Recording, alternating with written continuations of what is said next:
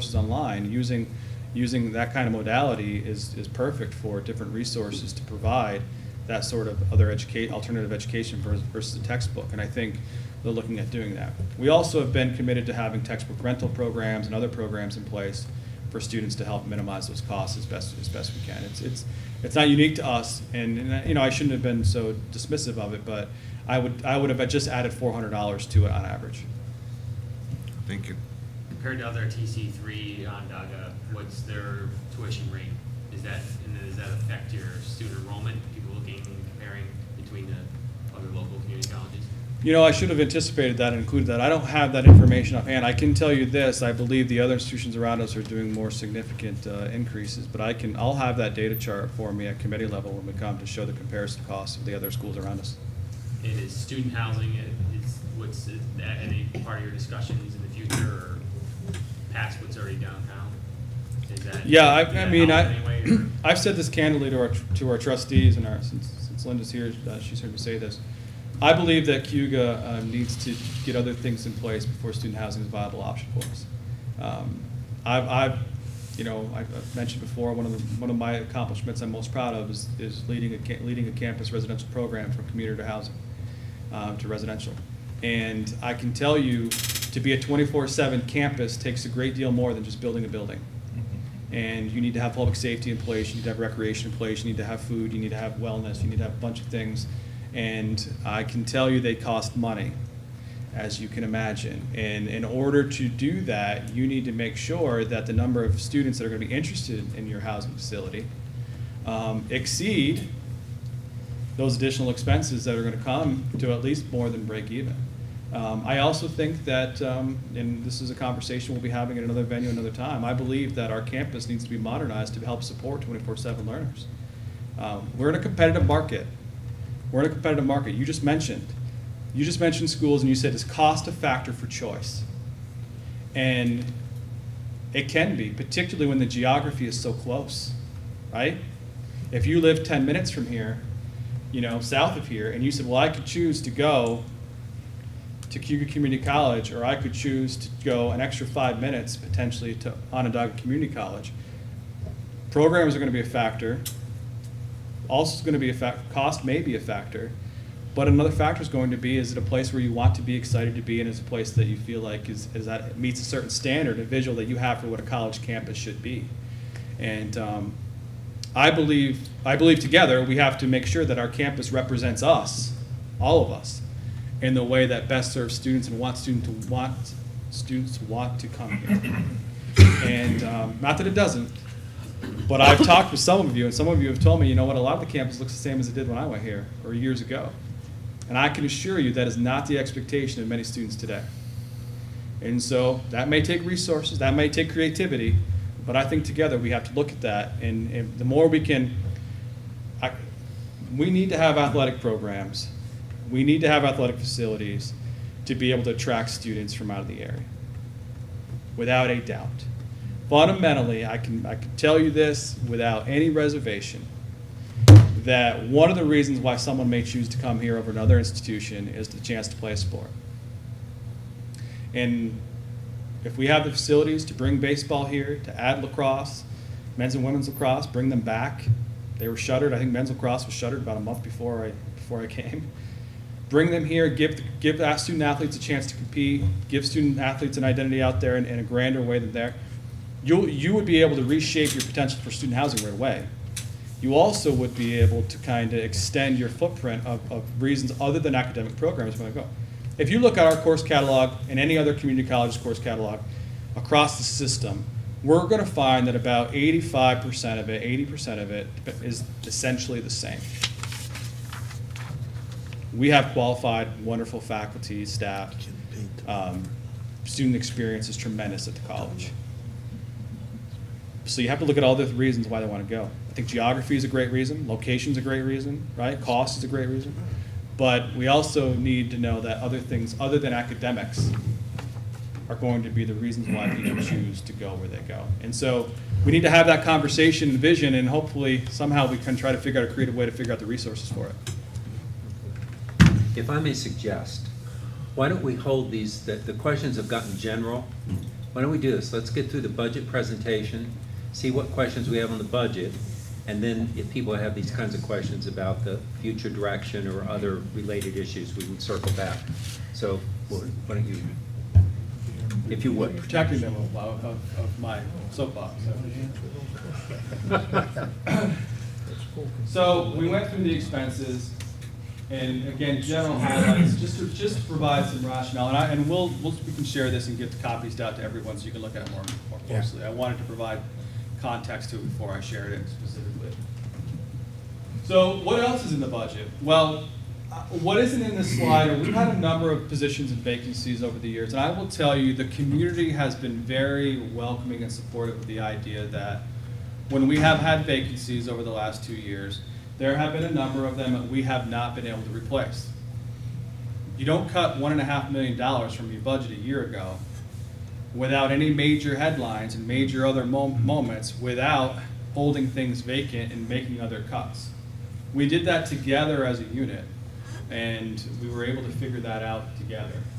This year we had a number of other retirements and other vacancies, but we are able to replace some of those lines and reinvest them in key areas related to our mission and vision at this point.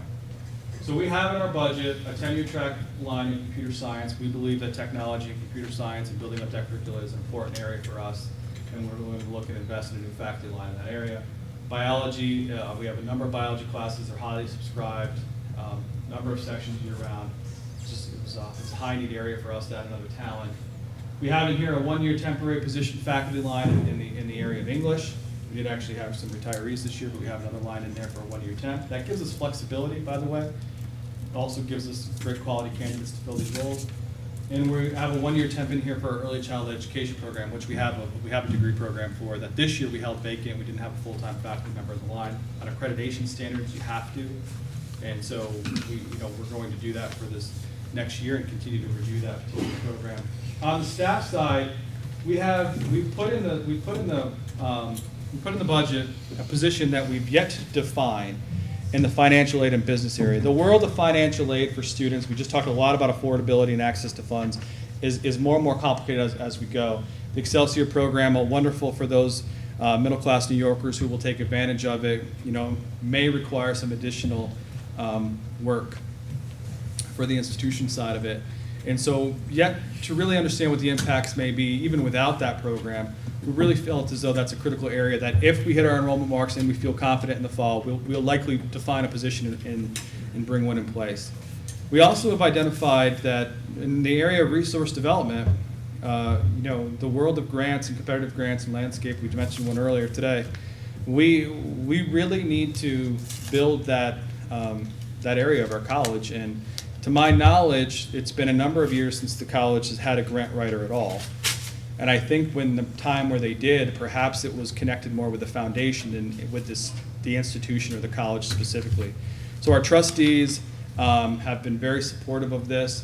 And actually, it was one of the 2 positions that was identified when I first arrived from inside the college of that faculty and staff felt as though that we needed. So we've been able to secure that in the budget for next year. We have 2 full-time administrative assistant lines that we're filling. The searches are already ongoing. Those are actually replacing some part-timers and that's actually related to some other decisions that needed to be made based on collective bargaining groups and others. But we're excited to be able to add those to help support some of our professional and executive staff for the fall. And in the Dean of Students and Chief Diversity Officer, I mentioned this, I believe, at the meeting at Emerson Park last month. One of the SUNY regulations and mandates that was identified a couple of years ago was that each SUNY campus, all 64, by August of this year needed to have a chief diversity officer in place to meet the diversity, inclusion, and equity policy that the SUNY Board of Trustees have established. We had a task force this year that reviewed job descriptions, they identified community need and opportunities, and ultimately provided a recommendation to me, and then I did to the board, that said we need to reframe and restructure our student life and student affairs area. The area of conduct, the area of mental health, the area of diversity and inclusion are getting complex, and we really could benefit from adding that administrative layer. So with the support of the trustees, not only is that will bring us to compliance with the SUNY regulation, because it actually has to also be a senior official, this will allow us to, I think, really strengthen some of our administrative areas and key areas. So those positions are in the budget, as well. And the last piece that I wanted to just go over is the fund balance. So, you know, we're in a unique situation because when we look back at the start of fiscal year, or of September 1, 2016, we actually, we were in a place where the fund balance, we had got up to 2.2 million. When I say got up to 2.2 million, it was a year ago with a budget that was inherited when I arrived. The allocation of fund balance in that year's budget was $1.3 million. If we were to use that entire fund balance, we would have resulted on September 1, 2016, with a fund balance at $1.2 million. Working together, because and by the way, the enrollment numbers were met. We actually missed the enrollment numbers last year by almost 120 FTE, my first year here. But working together, working with our trustees, we were able to find savings within the budget and ultimately not spend all that was allocated to result in a fund balance that started this year at $2.2 million. And the budget that we're currently living in 16-17 had no utilization of fund balance at all, none. We are on pace based on some circumstances that we controlled and some that we don't, that we believe that we are going to add to our fund balance at the end of this year, in 2 months, $1.2 million to our reserves, leading us to a fund balance well over 3.4, which is the reason why I'm comfortable for this year, including just over $300,000 of fund balance utilization for next year. When Middle States was here a year ago, one of the things that they gave for a goal for the college was to build your fund balance to 10% of your operating costs. And as you can see, at $3 million, with a budget of 29.6, we would be able to achieve that within a year and a half. So, you know, fundamentally, we think the budget that we present to you, even though we're asking for 1.5%, we think it's responsible in the area of student affordability by only increasing tuition 1%. We believe that by bringing in a budget that's actually essentially flat, slightly down than a year ago, and being able to align with some of the investments we have, both programmatically and in staff, that we think it's a responsible budget that helps us actually move forward and isn't just reacting to a decline. So with that, I just would ask for your consideration for the increased support. Okay. Mr. Lattimore? I as an alumni, I mean, I have no problem with the increase. But one of the jewels in your crown was the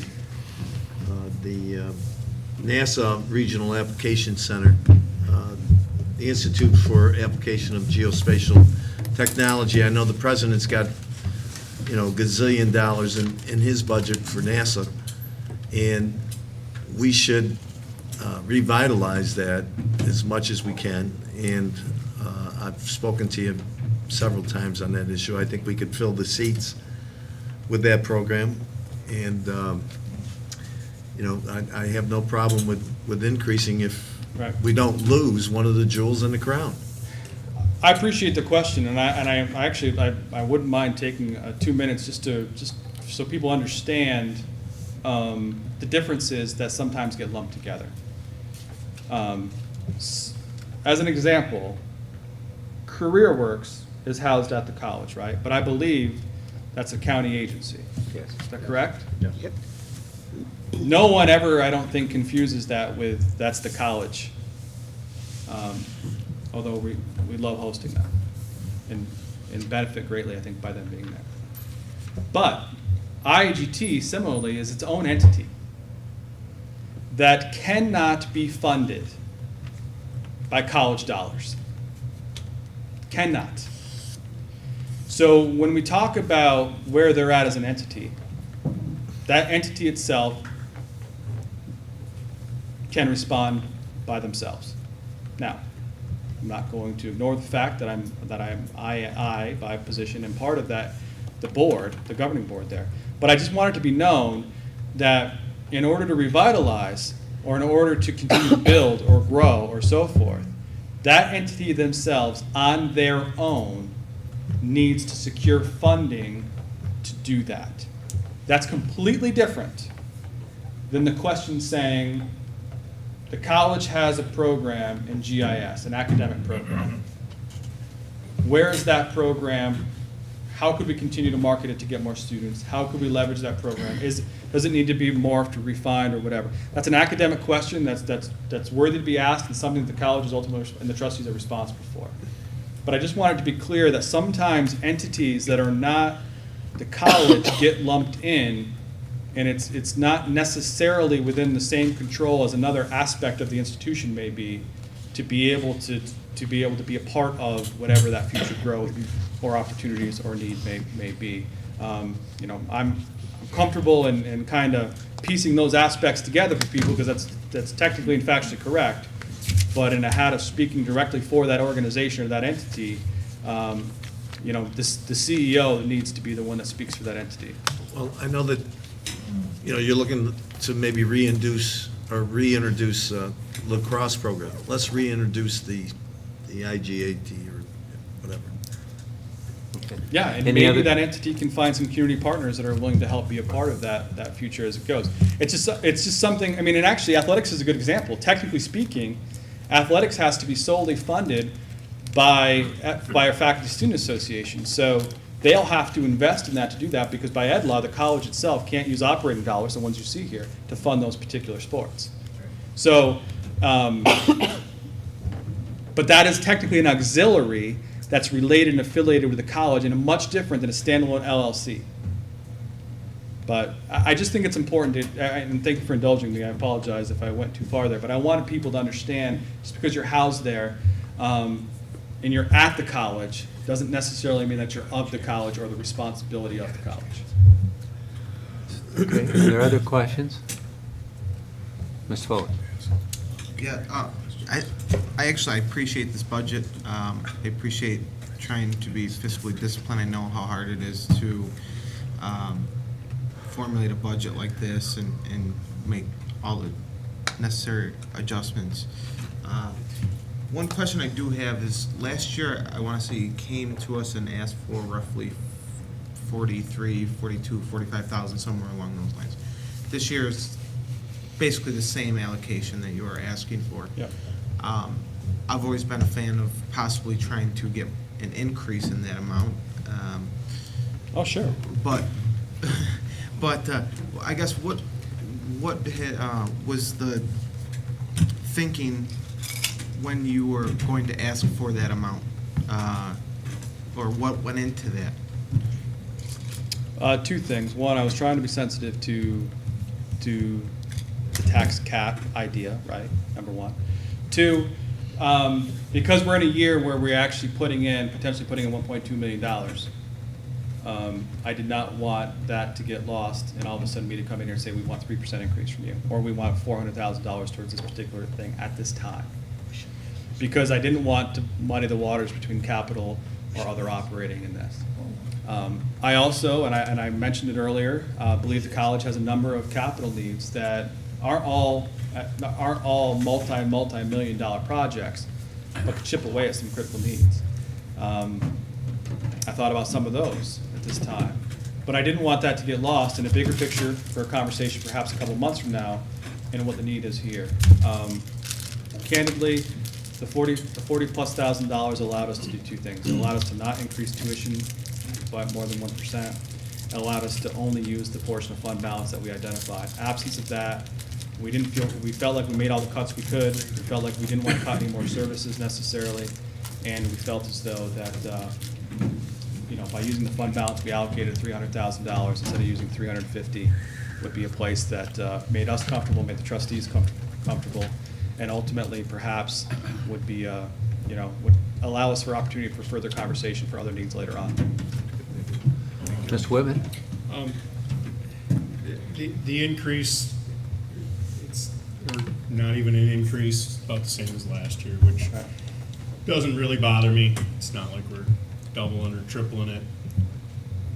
As you're getting more comfortable in your fund balance area,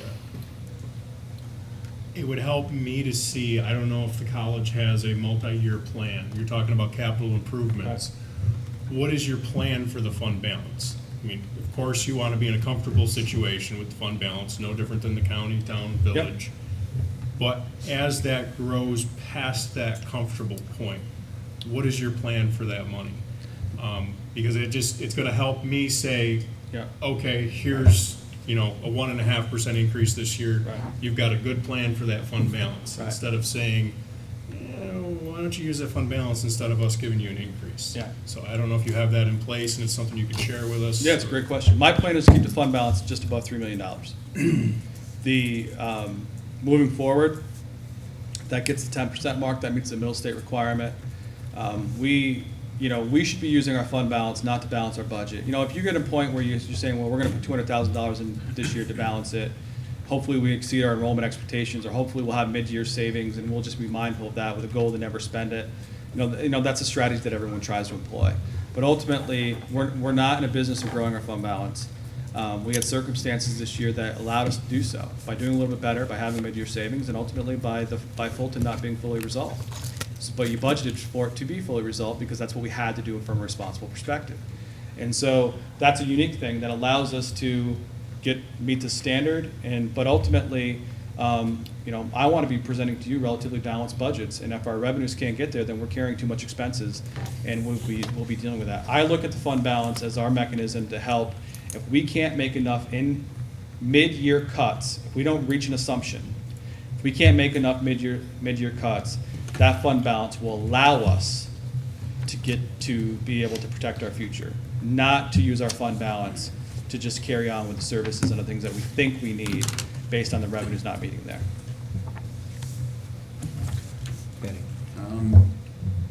Like right now, the governor's pushing this whole, consolidation thing, shared services thing and stuff.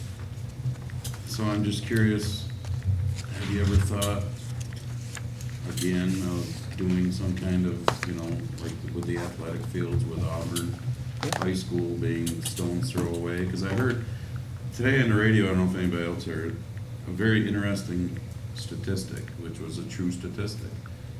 In New York State, like our our K through 12 schools spend $21,600 per student.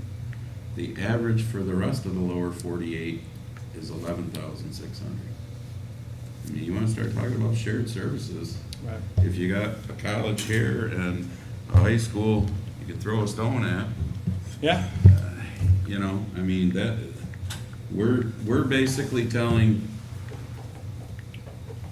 the taxpayers, whether it be here, the town level, education, whatever, figure out how to live on less with your budget because we need more. So, and the problem always seems to be with education in this state, let's throw more money at it, that'll solve it. Well, that's why we're $10,000 more than any other, Yeah. the average across the lower 48. Yeah. And I got a problem with that. Yeah. So, I've had a number of meetings with superintendents in this community, and several with Superintendent Perizzola, Jeff, in the Auburn Large City School District, and they're tremendous partners of ours. When you look at it, this doesn't answer your question, because I think shared services and working together and so forth, I think is a big discussion. The one thing I want to just plant the seed of, because of where we live in upstate New York, and because of the seasons, I'm just providing a perspective.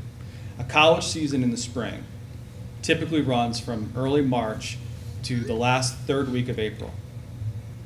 High school seasons tend to go to the end of May and early June. So when you look at the weather and you look at where we live, turf fields, without a doubt, are much more flexible and allow the student athletes to get their competitions in. And that, by the way, is just where the standard is today for intercollegiate athletics. So when you say, well, there's a beautiful turf field being built right out our window every day that we get to witness and be jealous of, it's going to be a tool to help do things. But if you just put a map out there and you said Auburn and Large City School District has modified through varsity sports, men's and women's, they have to go to school to 2 o'clock or 2:15 every day, and then they can begin their practices. At the college side, even though we don't have that prescribed 7:30 to 2:15, on the college side, when we're creating the student athlete schedule, we're saying you need to get your classes in the morning and done by early afternoon, because all the baseball, softball, lacrosse games are going to be at 4 o'clock, 5 o'clock, 6 o'clock, and you might have to travel 3 hours, 2 hours, or just outside the window to play. So then if you added men's baseball, women's softball, women's lacrosse, and men's lacrosse on top of the modified 7 through 12, and you're all looking to be between 230 and 8, one field, one facility, that multi-use and isn't dependent on weather, in a good winter or a bad winter, depending on how you look at it, is not the solution for multiple entities. Does that mean that we should have 40 of them? No. But also, potentially, and I'm not making the sales pitch today, although maybe there's a window here, potentially having multiple state-of-the-art facilities can attract people for tournaments and attract people for other things that actually could be a community resource beyond even what we're looking at. Because if you look at a lot of major competitions in AAU and soccer and things throughout the country and recreation, even around the state, when you have those tournaments and have those things, they can't get it all done in one weekend on one facility. So they look to partner, and the closer you are, the more they can put it in one sort of united way, the better impact you might have. So I'm certainly not dismissing what you're saying. We have to be responsible. But ultimately, if we want to thrive, we can't just tell our student athletes, particularly college students, the only way we can get on the facility is if you practice at 5:30 every morning or you come in at 9:30 at night. Because they're commuter students, they're also working, and they're all that. We can't create those other barriers for them just to make one field next door work. We already have soccer games scheduled at the high school this fall because we're working together after it opens, and that's wonderful. We'll be able to try to get on the weekend for games. So I think we're gonna play 2 or 3 games there this year, and we'll continue to work together. We've had a number of meetings and talked to Jeff again today. But I think big picture, long-term vision, it's not the only answer that we're gonna need to be able to solve our question, answer the question. Okay. If I might, at this point, what I would suggest we do is this. We will be voting on the contribution June 27th, which is a week and a half, our regular meeting. If people have questions about this budget, let's take one more moment to ask those.